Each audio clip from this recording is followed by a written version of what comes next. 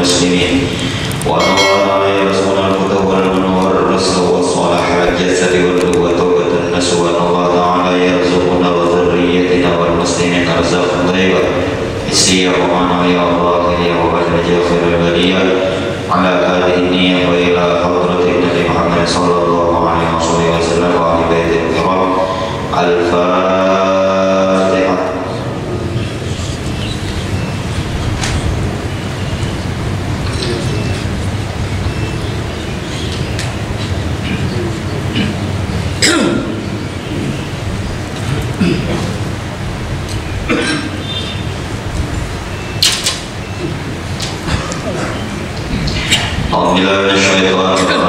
Bismillahirrahmanirrahim. Alhamdulillahil malikil muta'al al-munazzil min syuraqi wal amthal ahmadu subhanahu wa ta'ala ala kulli hal. Asyhadu an la ilaha illallah wahdahu la syarika lah syahadatan tusbihul qalba wal lisana fasadil a'mal. Wa asyhadu anna sayyidana wa nabiyyana Muhammadan abduhu wa rasuluhu al-muqaddaru bi kamal. Allahumma salli wa sallim wa barik ala sayyidina wa habibina wa syafi'ina wa qurratina Muhammadin wa ala alihi wa ashabihi wa man tabi'ahum bil hudwi wal asad. Amma ba'du. Fa qala al-mu'allif rahimahullahu ta'ala wa nafa'ana bihi wa bi ulumihi fid dharain amin ila anqala. Orang Islam yang mukallaf dalam kehidupan sehari-hari, maka ia dihadapkan kepada 5 hukum. Orang Islam yang mukallaf adalah orang Islam yang berakal, baligh, salamatul hawas, dan bulughud da'wah. Yang berakal, paham aja kita, artinya orang itu normal akalnya. Kada orang gila. Orang gila kada diwajibkan sembahyang. Orang gila kada diwajibkan puasa Ramadan. Melakukan dosa, melakukan maksiat pun orang gila kada berdosa. Berjalan puluhan meter kada sing selawanan dosa orang gila. Ada orang Vietnam sok tipi ya.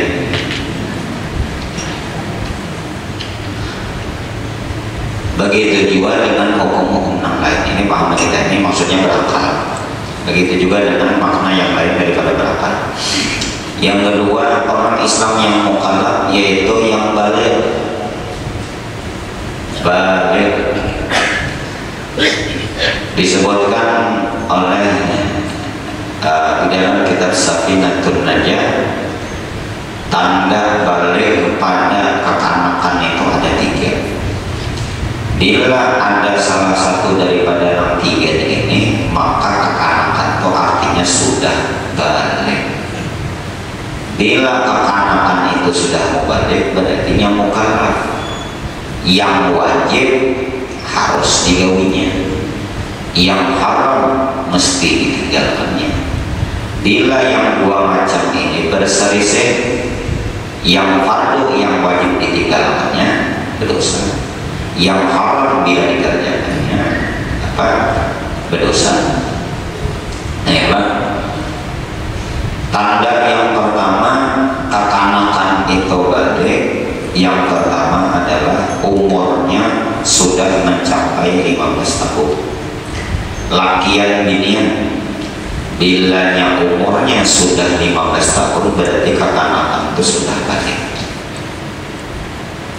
15 tahun di sini menurut kalender Hijriah, menurut hitungan kalender Qamariyah, bukan Syamsiyah, bukan pula Masehi. Apakah ada perbedaan antara sistem kalender 2 tersebut? Tentu ada. Contohnya dalam kalender Hijriah tanggal itu paling banyak sampai 30. Kalau Masehi paling banyak sampai berapa? 31. Kalender Hijriah paling sedikit sampai 29 aja. Kalau kalender Masehi berapa? 28 ke 27 Pak. 27 ini senang banget buat pegawai ini, pas pulang gajinya. 31 masa mana? Nah itu, sehingga dalam 1 tahun itu kalau dijumlahkan menurut kalender Hijriah setahun itu 360 hari dan menurut Masehi 365 hari. Keduanya itu diakui, baik sistem penanggalan menurut Syamsiyah maupun Qamariyah, Hijriyah maupun keduanya diakui. Di mana dasarnya kedua diakui? Dalam surah Al-Kahfi Allah menyebutkan tentang masa lawasnya bubuhan Ashabul Kahfi takurim dalam gua. Walabithu fi kahfihim salasami'atin sinina wazdadu tis'a. Mereka Ashabul Kahfi menetap tinggal di dalam gua mereka selawasnya berapa? 300 tahun tambah 9 tahun. Jadi karena mau ayat itu menyebutkan 300 tahun, tapi 300 tahun plus 9 tahun. Nah 9 tahun itu perbedaan kurun waktu dalam 300 tahun. Mudah-mudahan diberikan Allah kepahamannya.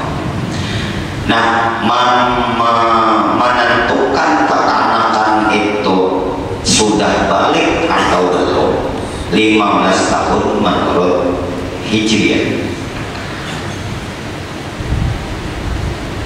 Takriban lah, bukan tahdidiyah dalam bahasa itu. Takriban itu artinya kurang lebih dalam bahasa kita. Kurang lebih di situ tafsirnya jangan sampai 15 tahun kurang 16 hari, lebih lagi kurang 17 hari, makinnya dikurang sebulan.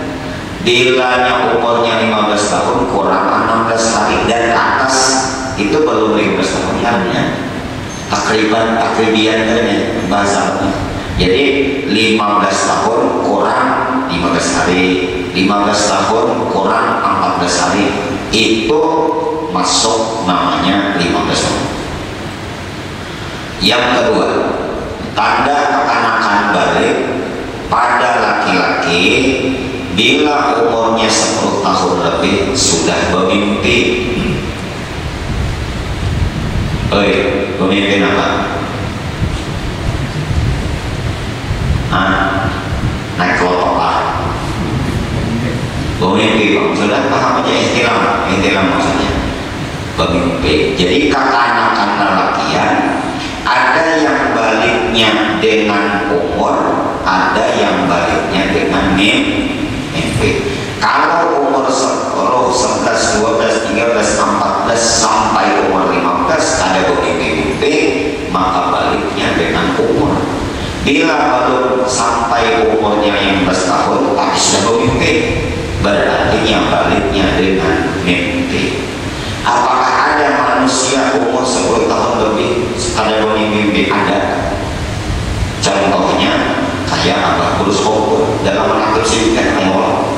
Beliau ada pernah ihtimam, berarti baliknya Abah Buruk dengan umur. Pun kita bahari Pak satu malam memimpin. Yang ketiga, tanda baliknya kekanakan khusus bagi kekanakan beginian, yaitu umur 9 tahun menurut kalender Hijriah sudah keluar darah haid.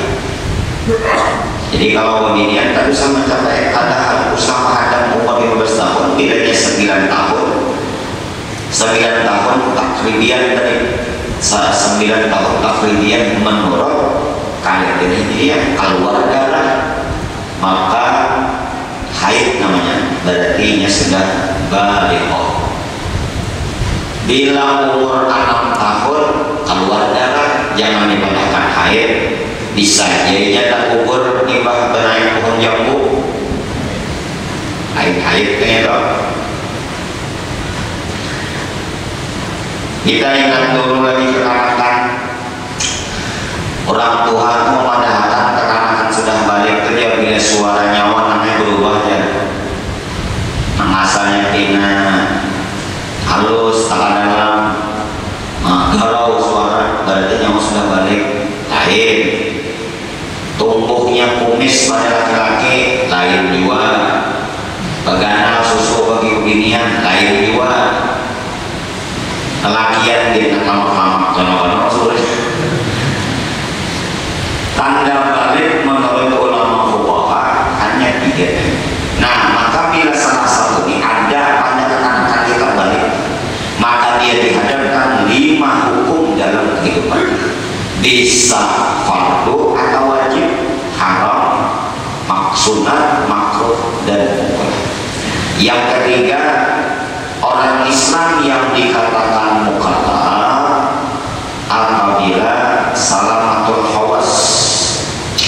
Yang dimaksud dengan salamatul hawas mulai sejak lahir, penglihatan dan pendengarannya normal. Itu maksudnya salamatul hawas. Mulai sejak lahir, matanya kawa melihat, telinganya bisa mendengar. Sedangkan orang yang dilahirkan kedua panca indera ini tidak berfungsi dengan normal, berarti orang itu kan selamat hawasnya.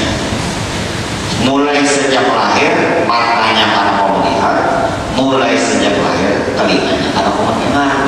Orang kayak ini, dia abahnya orang Islam, dia umurnya sudah 15 tahun, yang ada diwajibkan sembahyang fardu. Kenapa demikian?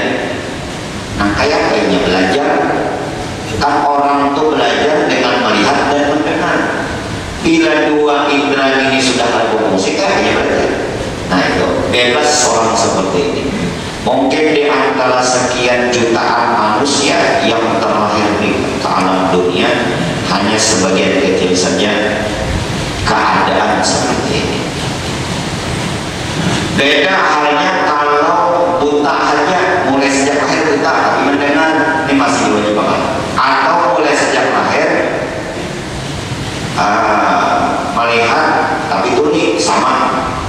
Begitu juga tetap diwajibkan yang tetap mukallaf. Begitu juga mulai sejak lahir mata melihat, telinga mendengar. Sekalinya umur berapa kita? Mungkin umurnya 12 tahun kah atau umur 15 tahun kah, hanya mengalami kebutaan dan kemudian tetap orang ini disebut mukallaf, tetap diwajibkan hukum. Kenapa? Karena ada kesempatannya untuk belajar.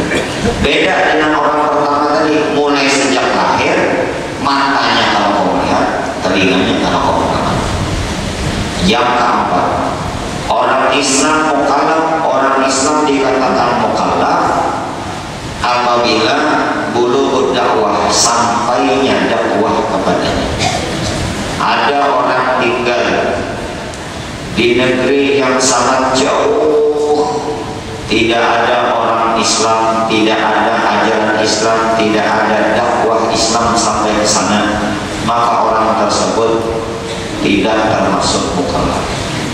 Karena kayaknya tahu Islam, ajaran Islam kadang-kadang menyampaikan. Tapi alhamdulillah di zaman kita sekarang tidak ada satu negeri, daerah dan tempat pun sampai yang terpencil dimanapun kecuali ada orang Islam di situ. Nah itulah bila 4 ini kadang-kadang balik kada, kalau ada sampai dakwah kada, atau salah satunya kadang-kadang makanya kada mukallaf. Kita sebarat tangan di sini tak kumpul sampai begini. Jawab berakal, lagi balik, salamatul hawas, dan sampainya dakwah.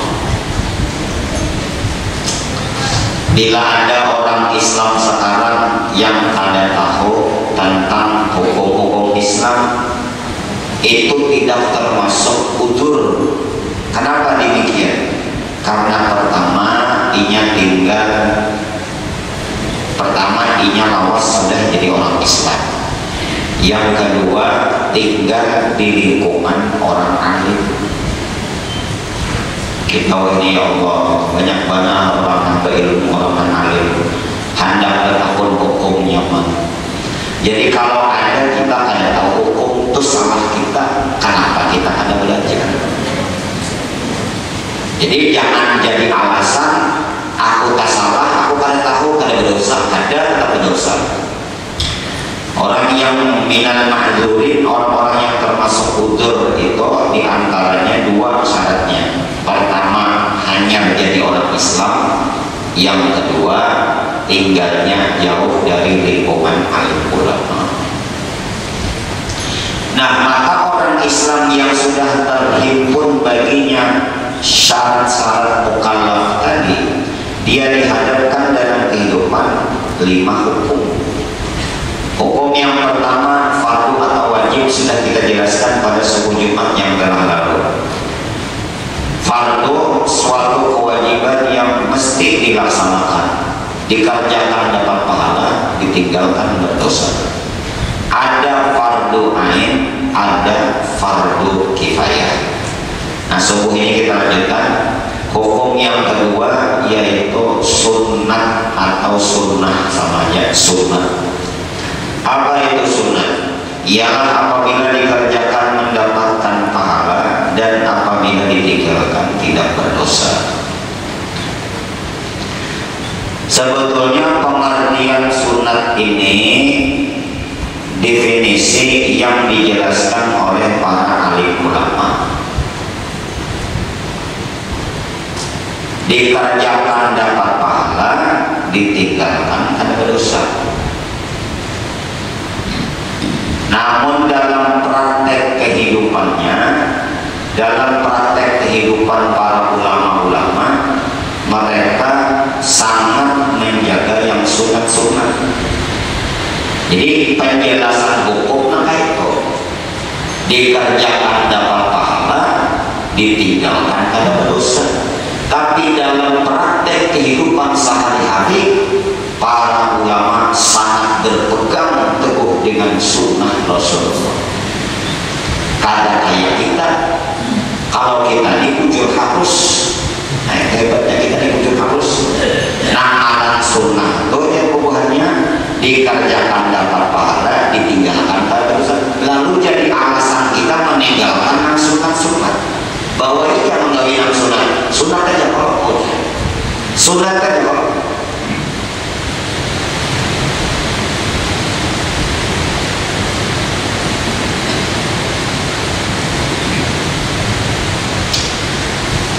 Kita di Indonesia mengenal ada 9 wali.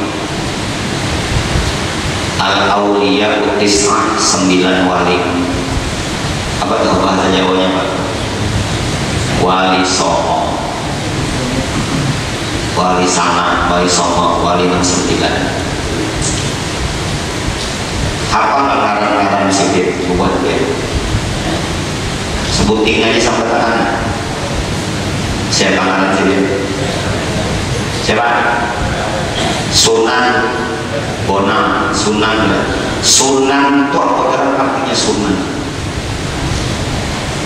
Arti sunnah itu orang yang berpegang teguh dengan sunnah Nabi, orang yang selalu menghidupkan sunnah Nabi, orang yang selalu mengikuti sunnah Nabi.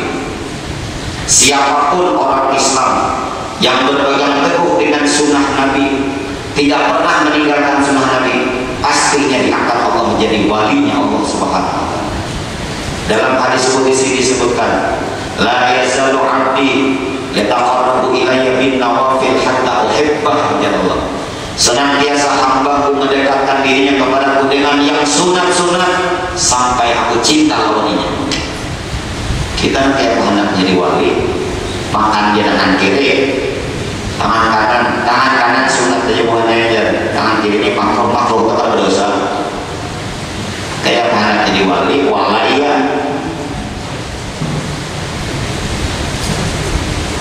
Mun orang ujuk-ujuk berpegang kepada sunnah Nabi makinnya kepada yang wajibkan, itu hanya logikanya. Dan mau kan para aulia Allah beriman lawan sunnah yang wajib kan mau. Yang wajib ini modal, sedangkan yang sunnah ini ujungannya. Jangan sampai memikirkan ujungan hanya modal akad tolong kalian sepedagang. Kayak kita sembahyang fardu, sembahyang 5 waktu wajib, yang sunnah itu tambahannya. Itu kan kita kadang-kadang sunnah hanya Allah aja. Dan padahal dengan berpegang teguh menghidupkan sunnah Nabi luar biasa pahalanya. Om kita hanya mengharapkan fardu aja, akor kita main. Kada cukup bekal kita untuk perjalanan ke negeri akhirat. Coba kita logikakan, sehari sembahyang yang Allah wajibkan 5. Anggap sekali mengerjakan 10 menit. 10 menit itu termasuk lawas. Zaman umat akhir zaman ini sembahyang hitungan detik kayaknya. Kecuali yang berjemaah, namun sorongan lajunya bukan main.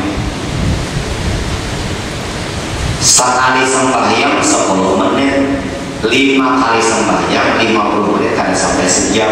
Seharian semalaman 24 jam. Taruhlah 5 kali sembahyang tadi wirid lawan doanya 60 menit sejam. Sisa 23 ini kemana Pak? Apa yang diisi? Kali takbiran sebulan berarti 30 jam aja lah kita beribadah. Kalau kita memahami yang nama ibadah hanya mengerjakan yang fardu. Nah, Rasulullah SAW sayang pada lawan kita. Beliau mengajarkan kepada kita kebiasaan-kebiasaannya yang disebut dengan sunnah. Bila kita menghidupkan, mengamalkan dan menjaganya, maka bernilai pahala di sisi Allah Subhanahu wa Ta'ala. Memang antara para ulama fuqaha dengan para ulama ahli hadis mendefinisikan sunnah itu berbeda. Para ulama ahli hadis mendefinisikan sunnah itu sebenarnya gawian Nabi itu sunnah. Bahkan mereka mengatakan sebelum Nabi dilantik jadi Nabi, gawian Nabi itu sunnah karena. Sehingga kalau kita hendak mengikuti pendapat para ulama hadis, sampai cara berpakaian, makan, minum, guring, masuk dalam tempat qada hajat, berpanggil, bergaul dan sebagainya, bila cara Nabi dapat pahala sunnah. Kalau yang menurut ulama fuqaha hanya sebatas dalam ibadah tertentu, ada sembahyang fardu, ada sembahyang sunat, ada puasa fardu, ada puasa sunat, ada sedekah wajib zakat, ada sedekah sunat infak.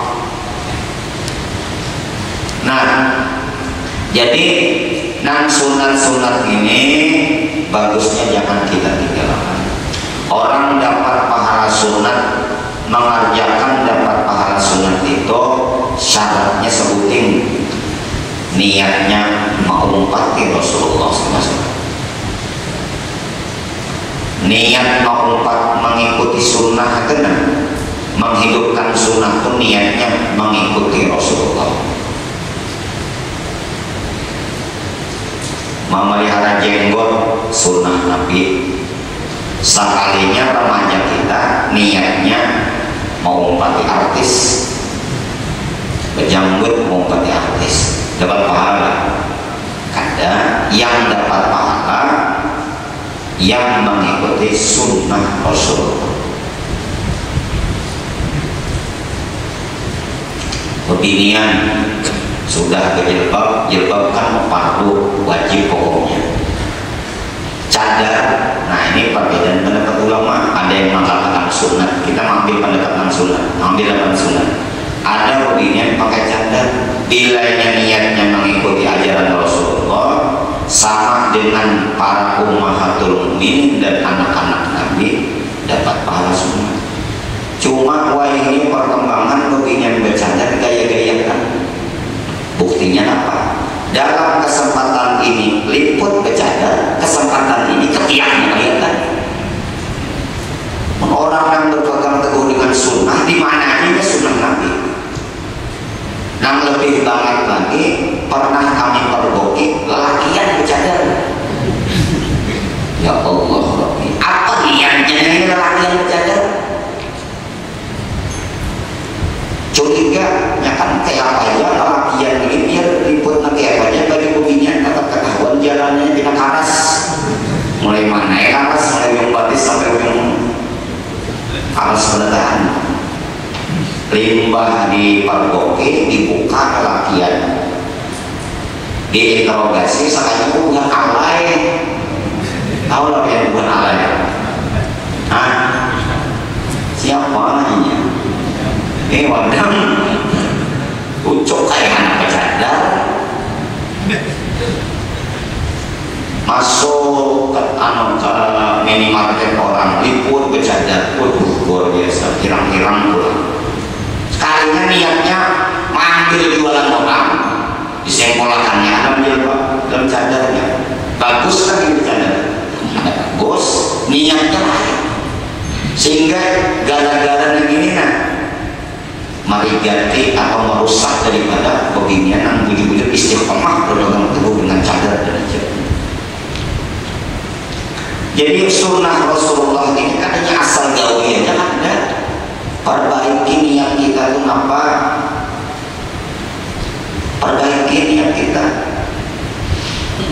Orang Baharilah dalam kitab Imam Ghazali, karena kitabnya kitab Al-Arba'in sama kayak kitab Imam Nawawi, cuma fil usul.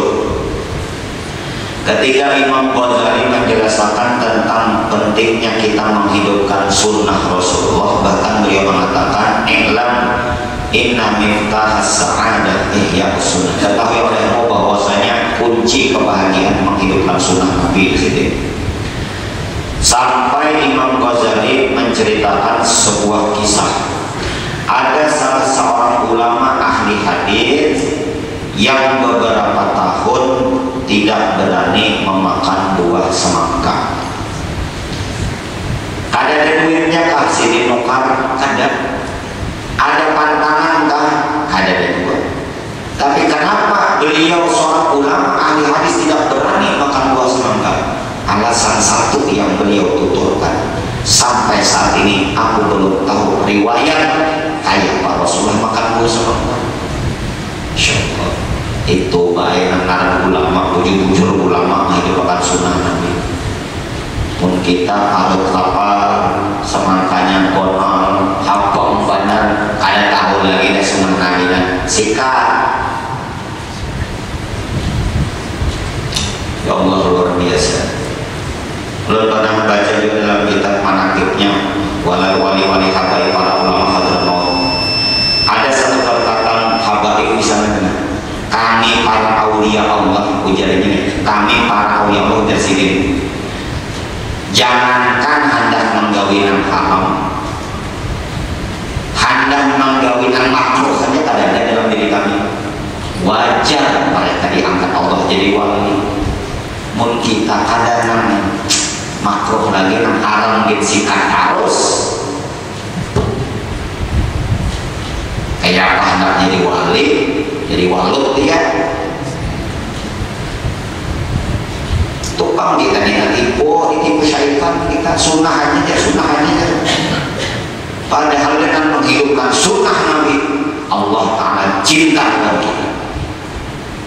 Jadi seorang ulama ahli hadis tadi bertahun-tahun kalau ani makan buah semangka. Kayak apa cara Rasulullah makan buah semangka sampai kayak punya cintanya itu nama sunnah Nabi.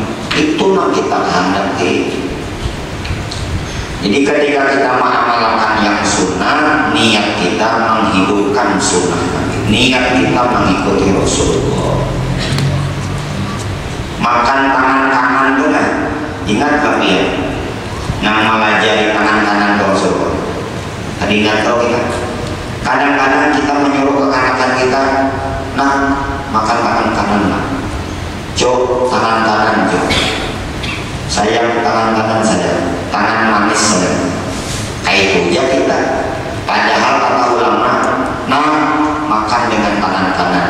Rasulullah makanya melajari. Nah itu Rasulullahnya yang diberikan.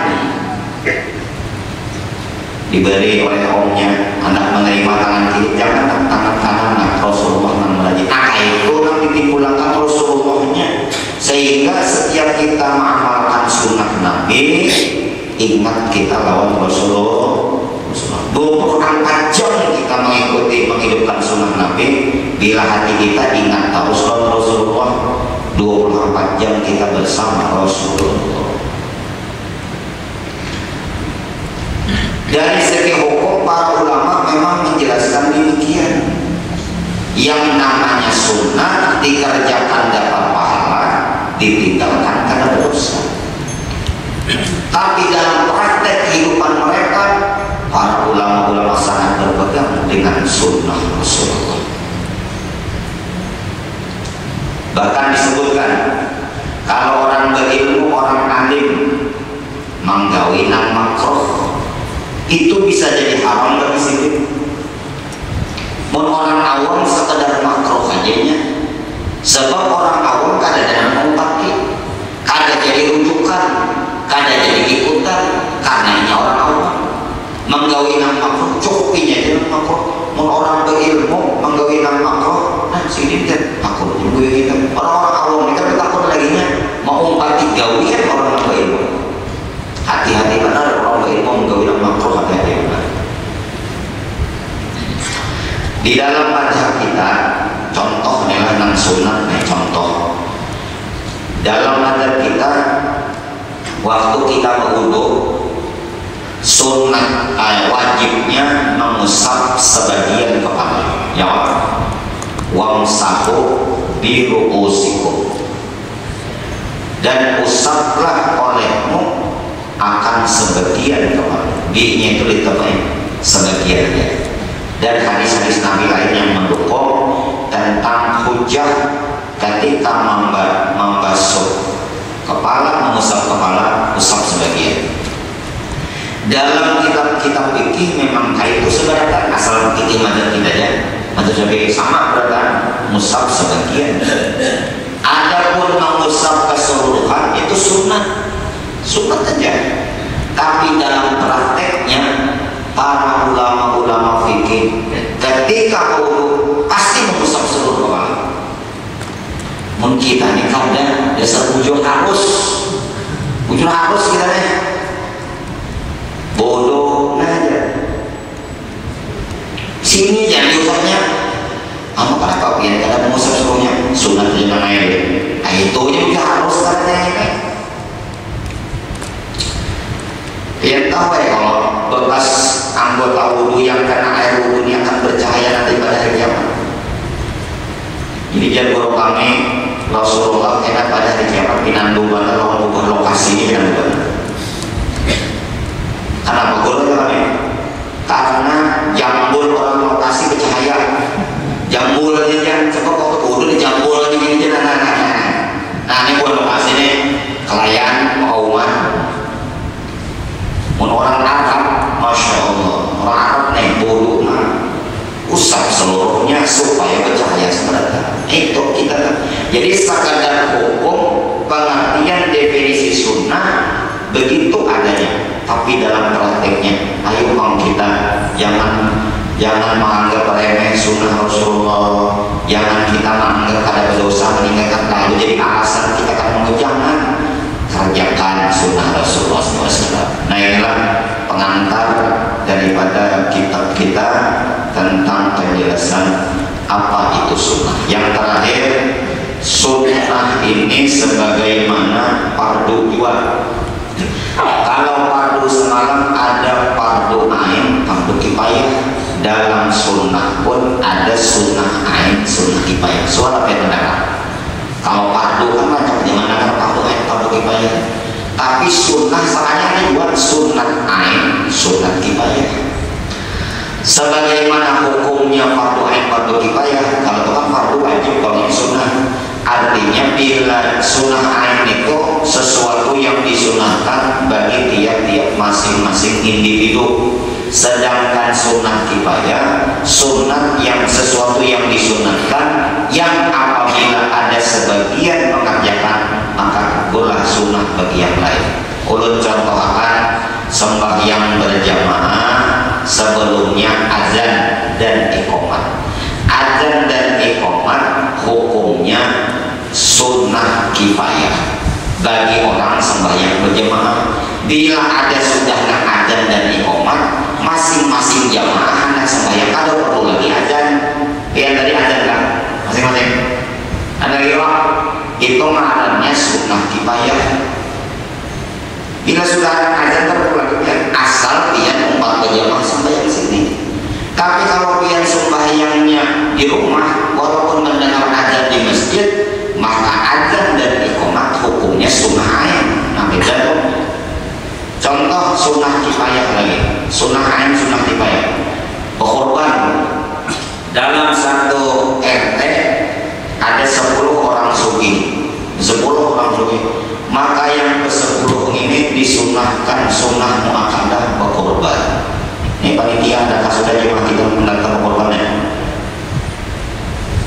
Tahun ini mulai ada korban sampainya, korban perasaannya apa bini mati. Jangan ada korban yang sugi-sugi yang berduit rugi, jangan dibanyakan. Korban sunnah aja aja. Alasannya ujung-ujungnya selesai melawan duit gua. Coba kita nang berduit ini, nah bila aku kalau korban aku rugi. Kenapa? Apa yang aku sisihkan untuk korban ini pakai aku juga di akhirat. Menjadi tunggangan, menjadi kendaraan. Dalam satu RT ada 10 orang sugih yang mampu berkorban. Hukumnya sunnah ain, sunnah muakkadah berkorban. Tapi masing-masing orang sugih tadi dalam satu buah rumahnya bersama keluarga kecilnya, hukumnya sunnah kifayah. Misalnya si A orang sugih, di dalam rumah si A-nya terdiri istri, anak-anaknya. Bila seikung dalam isi rumah itu berniat berkorban, anggaplah si A tadi, maka istri dan anaknya gugur sunnahnya, ngarannya sunnah kifayah dalam satu keluarga. Menurut Imam Romli yang masih dinafkahi, dia tinggal serumah tapi kada dinafkahi, itu kan termasuk bagian keluarganya. Tapi gugurnya sunnah kifayah ini sama kayak fardu kifayah semalam juga. Gugur hukumnya aja, tapi kada dapat pahalanya. Dalam satu rumah terdiri suami, istri dan anak-anak. Yang berkorban suami, yang gugur fardu, yang gugur sunnahnya istri dan anak. Yang dapat pahala siapa? Yang dapat pahala suami aja, istri dan anaknya kan dapat pahala. Itu yang dimaksud dengan sunnah kifayah. Mudah-mudahan bermanfaat. Mudah-mudahan Allah Subhanahu Wa Taala menumbuhkan dalam hati kita cinta dengan sunnah Nabi, ketujuh mengikuti dan menghidupkan sunnah Nabi, dan niat kita karena cinta kita kepada Rasulullah SAW. Amin ya rabbal alamin. Minta maaf, minta harap, minta ridha. Mudah-mudahan ada manfaat dan barokahnya di dunia wa dunya wal akhirah. Sebelum kita bertahlil dan baca doa, ulun menyampaikan satu buah undangan. Undangan apa dulu? Undangan biar kawin lagi kah? Memang hendaknya baik. Undangan khatmil Quran bil ghaib dan wisuda dauratul hadis.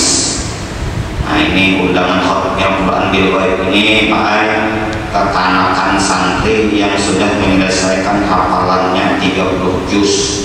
Setelah diuji lulus barunya hataman, makanya katanya khatmil Quran bil ghaib. Alhamdulillah anak ulun kebuat di situ nang ulun kita doakan lompian semalam. Alhamdulillah ujian 2 hari 30 juz, salahnya 4 butir. Nah menurut informasi anak ulun terbaik nomor 2 karena kawannya sekong salahnya sebutin aja lokal lainnya. Salah 4 gina kayak luar biasa. 30 juz membaca berhafal, salahnya 4. Allah luar biasa. Salahnya sehalaman diharapkan 30 juz. Kita yasin jangan kayak itu masalahnya. Nah ini undangan dan hadirin. Tapi undangan yang menghadiri ini jangan berharap dapat makanan lah. Yang penting yang kau hadir mendapat makanan, alhamdulillah terdapat. Ya sudah.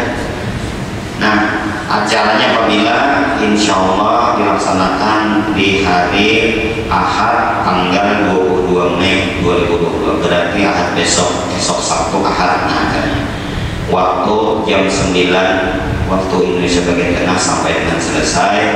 tempat Masjid Al-Ihsan, Jalan Pahlawan, Gang Inggris, kelurahan seberang masjid.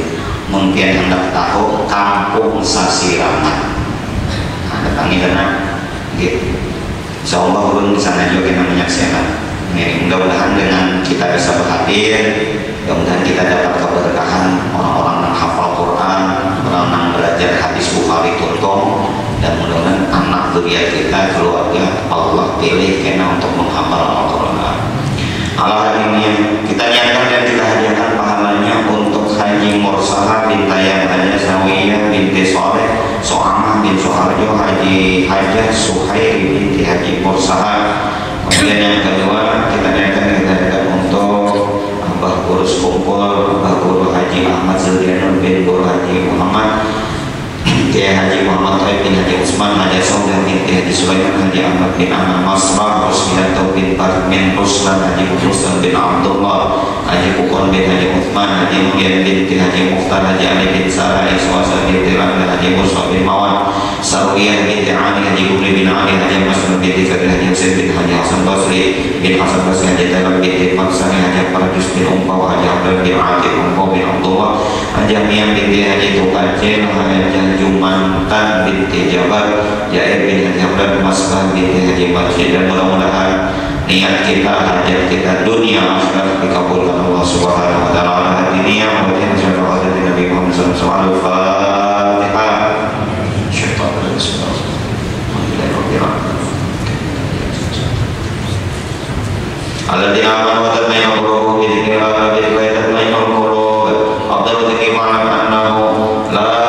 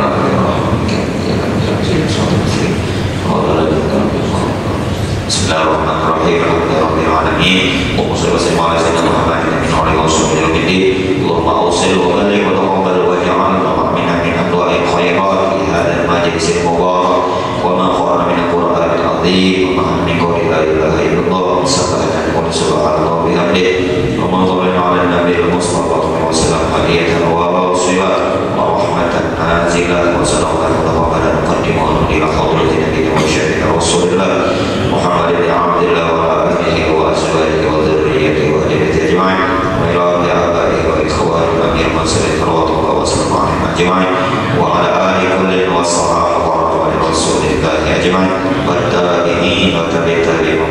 بإحسان إلى يوم الدين وإلى مشايخنا وأزلنا وعلمنا ثم إلى آبائنا وأمهاتنا وجداتنا وإلى أمة المسلمين والمسلمات والمؤمنين والمؤمنات خصوصا في المذكورين وإلى من أنكر وأموال من يهد أنفسهم إلى هذا المسجد ومالدين ومن يفعل له من الانفلات من أجاب الناس وصدره من النار ومن القرآن ربك والإيمان سبحانه من جميع على سيرتكم وفي الجنة ربك وصلى الله على سيدنا محمد وعلى آله وصحبه وسلم الحمد لله رب العالمين. Masya Allah. Mari sama-sama kita sembahyang sunat insyaallah.